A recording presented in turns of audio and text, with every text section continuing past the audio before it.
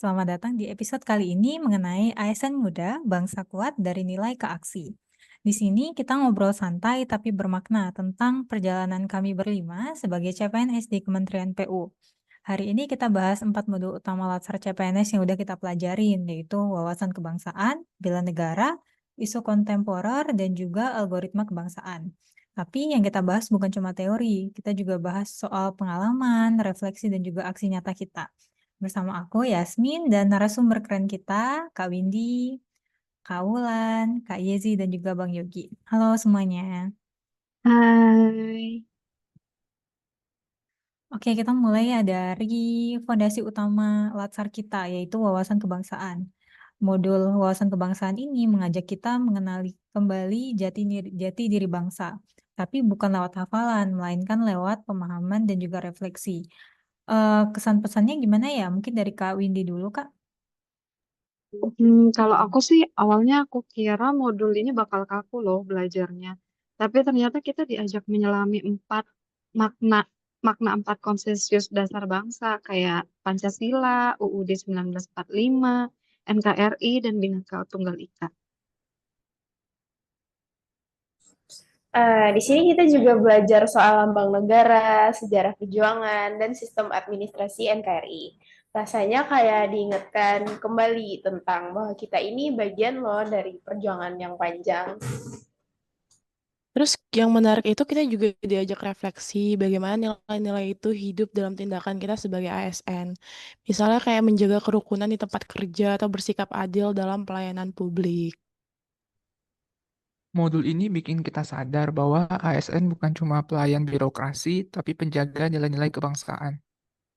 Oke, jadi wawasan kebangsaan itu bukan sekedar tahu sejarah ataupun simbol saja, tapi bagaimana kita menghidupi nilai-nilainya dalam kerja dan juga sikap sebagai ASN. Nah, kalau tadi kita bicara soal identitas, sekarang masuk ke soal komitmen nih, yaitu bela negara. Banyak yang mengira ini soal militer, padahal maknanya itu jauh lebih luas. Mungkin kita bahas dari Bang Yogi dulu ya. Menurut Bang Yogi, bela negara itu seperti apa sih?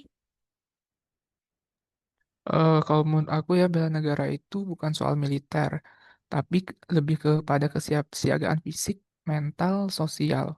Kita belajar tentang nilai-nilai dasar seperti cinta tanah air, setia pada Pancasila, rela berkorban, dan sadar berbangsa. Kalian ingat nggak waktu hari pertama kita latsar? Sesi bela negara itu langsung bikin suasana beda loh. Awalnya aku kira kita bakal bahas soal militer atau latihan fisik. Ternyata malah diajak mikir soal sikap dan nilai hidup. Terus juga bela negara bisa dilakukan lewat hal-hal yang sederhana, misalkan dalam hal disiplin waktu, jujur dalam bekerja, dan peduli pada sesama. Terus ASN juga punya peran strategis dalam menjaga keutuhan bangsa lewat pelayanan publik yang berintegritas. Ya, jadi bela negara itu soal sikap sehari-hari, dari disiplin, kejujuran, sampai kepedulian. Dan sebagai ASN, kita punya tanggung jawab langsung untuk menjaganya. Ya, seperti yang kita ketahui ya, zaman itu terus berubah dan tantangan bangsa juga makin kompleks. Di modul berikutnya yang kita pelajarin, yaitu isu kontemporer, kita diajak untuk melek terhadap realitas sosial. Kita kupas bareng yuk, mungkin dari Kak Windy dulu. Oke, model modul ini tuh membuka mata kita banget loh. Kita diajak mengenali isu-isu yang sedang berkembang dan berdampak langsung ke masyarakat, seperti korupsi, radikalisme, hoaks, dan ketimpangan sosial. Yang penting kita nggak cuma tahu isu-isu itu, tapi juga diajak memahami kenapa isu-isu tersebut berbahaya bagi keutuhan bangsa dan berpengaruh kepada pelayanan publik. Nah, benar. Sebagai ASN, kita harus punya literasi sosial dan digital yang kuat supaya nggak gampang terpengaruh dan bisa jadi filter informasi buat lingkungan sekitar. Terus pada materi ini juga jadi pengantar penting sebelum kita belajar teknik analisis isu. Karena sebelum kita bisa menyusun solusi, kita harus paham dulu konteksnya itu apa dan dampaknya gimana. Oke, melek isu itu langkah awal. Sebelum kita bisa menyusun solusi, kita harus paham dulu apa yang sedang terjadi dan kenapa itu penting. Selanjutnya, modul kita yang paling unik nih, yaitu algoritma kebangsaan. Kita diajak jadi kreator narasi, bukan sekedar pengikut.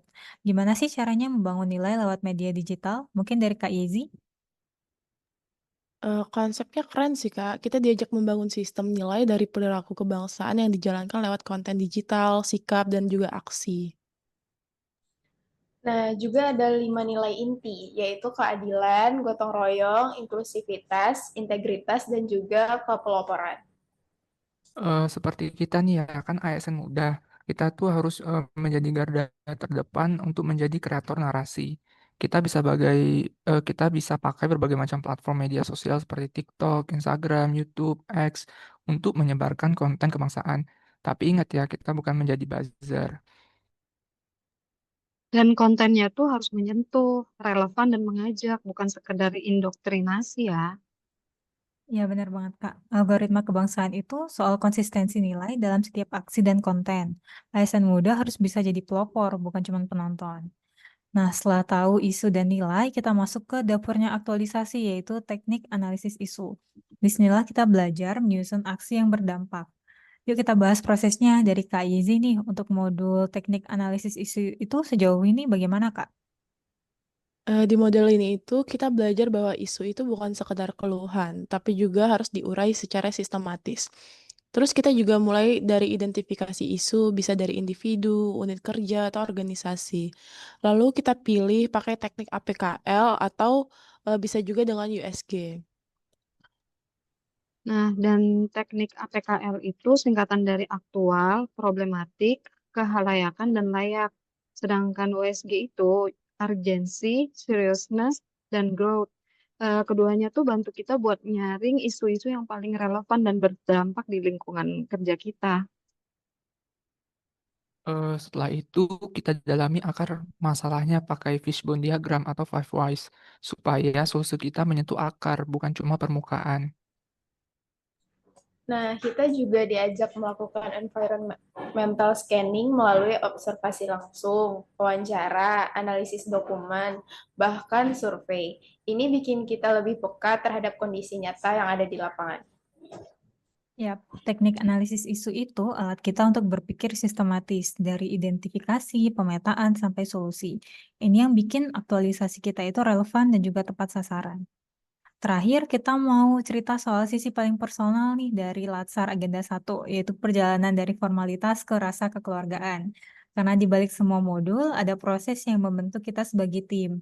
Dari yang awalnya belum kenal, terus tiba-tiba harus kerja bareng nih buat menyelesaikan tugas Latsar. Kalau Kak Windy, kesan-pesannya sejauh ini gimana, Kak?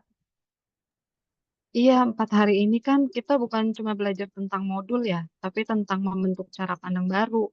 Kita diajak melihat peran ASN bukan sebagai rutinitas, tapi sebagai amanah. Jujur loh, aku nggak nyangka kita bisa seakrab ini sama teman-teman. Soalnya awalnya kita formal banget, tapi lama-lama jadi keluarga. Kita saling dukung dan saling belajar. Nah, setuju. Menurut aku juga kayak gitu. Tugas kelompok jadi momen yang penting sih. Kita beda latar belakang, tapi bisa nyatu karena satu tujuan, yaitu jadi ASN yang berintegritas. Kalau dari aku sih, yang pertama sangat bersyukur ya bisa satu kelompok dengan orang-orang yang sangat aktif, terus jadi membuat saya harus lebih aktif juga untuk berkontribusi dalam kelompok. Mungkin ke depannya bukan hal yang tidak mungkin ya kita bisa berkolaborasi dalam pekerjaan di lingkungan PU. Intinya tetap kita jaga kekompakan ini. Kalau menurut aku sih kayak sekitar semingguan ini mengikuti Latsar, aku ngerasa kayak dapat banyak pengalaman baru. Terus juga nambah wawasan juga mengenai peran serta tanggung jawab kita sebagai ASN. Terus aku juga belajar bahwa keberhasilan kelompok itu nggak hanya bergantung pada kemampuan individu, tapi juga perlu sinergi dan komitmen bersama untuk mencapai tujuan bersama. Ya, benar banget, Kak. Dan semua itu nggak akan lepas dari proses yang kita jalani bersama. Dari teknik analisis isu yang bikin kita berpikir sistematis, sampai momen-momen kecil yang membentuk rasa saling percaya. Dari formal jadi keluarga, itulah kekuatan Latsar yang nggak tertulis di modul, tetapi terasa di hati.